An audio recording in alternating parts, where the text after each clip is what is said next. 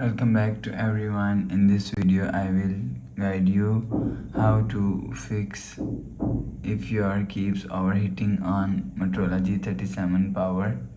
Let's start the video. If you want to fix this problem, go to app library, click on settings app.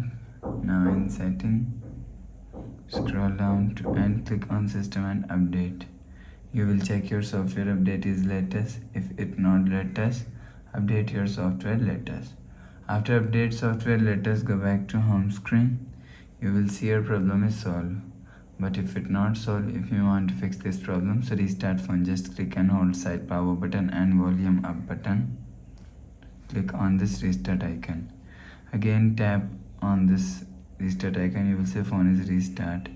After restarting, enter phone pin. You will see your problem is solved. But if it not solved, if you want to fix this problem, go to app library, click on settings app. Now in setting,